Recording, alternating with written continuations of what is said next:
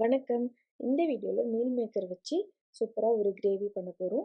இதுக்கு நம்ம அடுப்பில் ஒரு பேன் வச்சுக்கிறோம். பேன் வச்சுட்டு தேவையான அளவு தண்ணி ஒரு லிட்டர் பக்கமாக தண்ணி ஊற்றிட்டு தேவையான அளவு மீல் மேக்கர் போட்டுட்டு உப்பு போட்டுட்டு நல்லா கொதிக்க வச்சுக்கிறோம். ஒரு 5 நிமிஷம் நல்லா கொதிச்சதுக்கப்புறம் வேக வச்சுட்டு இந்த மீல் மேக்கரில் இருக்க தண்ணியை ஒரு வடிகட்டுறதை வச்சுட்டு வடிகட்டி எடுத்துட்டு அதில் இருக்க தண்ணி எல்லாமே நல்லா புழிஞ்சிட்டு மீல் மேக்கரை தனியாக எடுத்து வச்சுக்கிறோம். அடுத்ததாக அடுப்பில் ஒரு பேன் வச்சுட்டு ஒரு அடிகனமான பேனை வச்சுக்கோங்க. ஒரு 1 to 1.5 டேபிள் ஸ்பூன் பக்கமாக எண்ணெய் ஊற்றிக்கிறோம். ஊற்றிட்டு ஒரு 2 பெரிய வெங்காயத்தை நீல வாக்கில் கட் பண்ணிக்கிறோம். கட் பண்ணிவிட்டு போட்டுட்டு நல்லா அந்த வெங்காயம் முருகலாக வணங்குற அளவு வணக்கி எடுத்துக்கிறோம். அடுப்பை மீடியம் ஃப்ளேம்லேயே வச்சுட்டு இந்த மாதிரி நல்லா முருகலாக வணக்கி எடுத்துக்கிறோம். எடுத்துகிட்டு இதையும் தனியாக ஒரு பிளேட்டில் எடுத்து ஆற வச்சு வச்சுக்கிறோம். அடுத்தது அதே பேனில் மறுபடியும் ஒரு டேபிள் ஸ்பூன் பக்கமாக எண்ணெய் ஊற்றிக்கிறோம். எண்ணெய் ஊற்றிட்டு நம்ம வேக வச்சு புழிஞ்சு வச்சுருக்கோம் இல்லைங்களா மீல் மேக்கர், அதை இதுக்குள்ளே போட்டுக்கிறோம். போட்டுட்டு வணக்கி எடுத்துக்கிறோம். இப்போ முதல்ல எடுத்தோடனே கொஞ்சம் கிளறி விட்டுக்கிட்டே இருக்கணும், இல்லைன்னா அதை அப்படியே பிடிச்சிக்கும் அடியில்.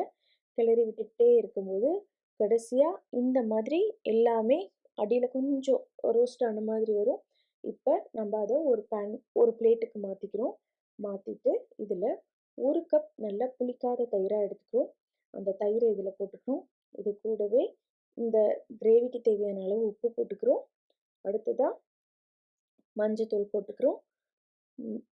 அடுத்தது 3 டீஸ்பூன் இதில் கொத்தமல்லி தூள் போட்டுக்கிறோம். அடுத்தது 1 டீஸ்பூன் கரம் மசாலா தூள் போட்டுக்கிறோம். இது கூடவே காரத்துக்காக நம்ம நார்மல் மிளகாத்தூள் இருந்தால் அதை போட்டுக்கலாம், இல்லைன்னா காஷ்மீரி மிளகாத்தூள் போட்டுக்கலாம். இது கூட 1 டீஸ்பூன் இஞ்சி பூண்டு பேஸ்ட், இது எல்லாத்தையும் போட்டுட்டு நல்லா மிக்ஸ் பண்ணிக்கோங்க. இதெல்லாம் மிக்ஸ் பண்ணி விட்டுட்டு அந்த எல்லா மீல் மேக்கர்லேயும் இந்த மசாலா எல்லாமே நல்லா கோட்டாக வர மாதிரி மிக்ஸ் பண்ணி விட்டுட்டு இதை அப்படியே ஒரு அரை மணி நேரத்துக்கு ஊற வச்சு தனியாக எடுத்து வச்சிடலாம். அந்த எசன்ஸ் எல்லாம் நல்லா ஊறட்டும், அதுக்குள்ளே நல்லா இறங்கும். இதை தனியாக எடுத்து வச்சிடலாம். அடுத்ததாக அடுப்பில் இன்னொரு பேன் வச்சுட்டு அதில் ஒரு டீஸ்பூன் எண்ணெய் ஊற்றிக்கோங்க. எண்ணெய் ஊற்றிட்டு இதில் ஃப்ளேவருக்காக ஒரு பட்டை, ஒரே ஒரு பிரியாணி இலை போட்டுக்கிறோம்.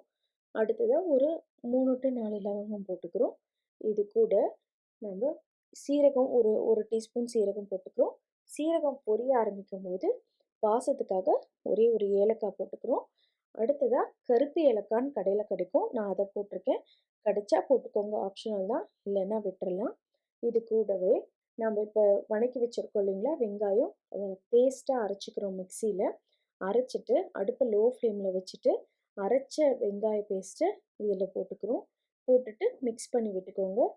வெங்காயம் நல்லா அந்த எண்ணெய் பிரிஞ்சு வரும்போது நம்ம ஒரு 3 தக்காளியை, புளிப்பில்லாத தக்காளியை எடுத்துக்கிறோம். அந்த தக்காளியை மிக்சியில் அடிச்சுட்டு இந்த மாதிரி அதையும் ஊற்றிட்டு ரெண்டையும் மிக்ஸ் பண்ணிக்கிறோம். நல்லா வெங்காயமும் தக்காளியும் வணங்கட்டும். இந்த வெங்காய தக்காளிக்கு தேவையான அளவு வேணால் கொஞ்சமாக உப்பு போட்டுக்கலாம்.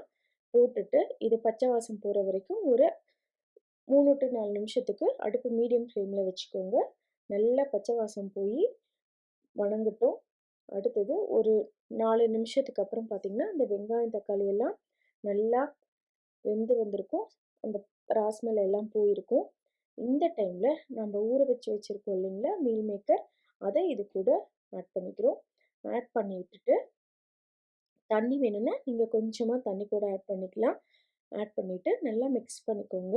மிக்ஸ் பண்ணி விட்டுட்டு இதை மறுபடியும் அந்த தயிர் மசாலா எல்லாமே அந்த பச்சை ஸ்மெல் போகிறதுக்காக மறுபடியும் இதை ஒரு 7 to 8 நிமிஷத்துக்கு அடுப்பு மீடியம் ஃப்ளேமில் வச்சுட்டு நல்லா கொதிக்க விட போகிறோம்.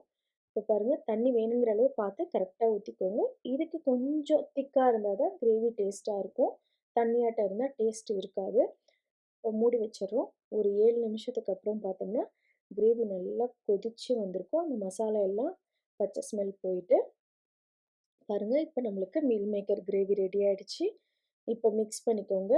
மிக்ஸ் பண்ணி விட்டுட்டு கடைசியாக இதில் உங்களுக்கு கசூரி மேத்தின்னு கடையில் கிடைக்கும், காஞ்ச வெந்தய இலை, அதை எடுத்துட்டு நல்லா தூள் பண்ணி போட்டுக்கோங்க. அப்போ தான் அந்த வெந்தய இலையோட ஃப்ளேவர் அந்த கிரேவிக்குள்ளே நல்லா இறங்கும். போட்டுட்டு மிக்ஸ் பண்ணிக்கலாம். அடுப்பை ஆஃப் பண்ணிவிட்டு அந்த வெந்தய இலையை போடணும், இல்லைன்னா லைட்டாக அந்த கசப்பு தன்மை வந்துடும். போட்டுட்டு கடைசியாக சுட சுட நல்லா சப்பாத்தியை இந்த மாதிரி போட்டு எடுத்துட்டு நம்ம சர்வ் பண்ணும்போது சூப்பராக இருக்கும் மீல் மேக்கர் கிரேவியோட. ட்ரை பண்ணி பாருங்கள். நன்றி, வணக்கம்.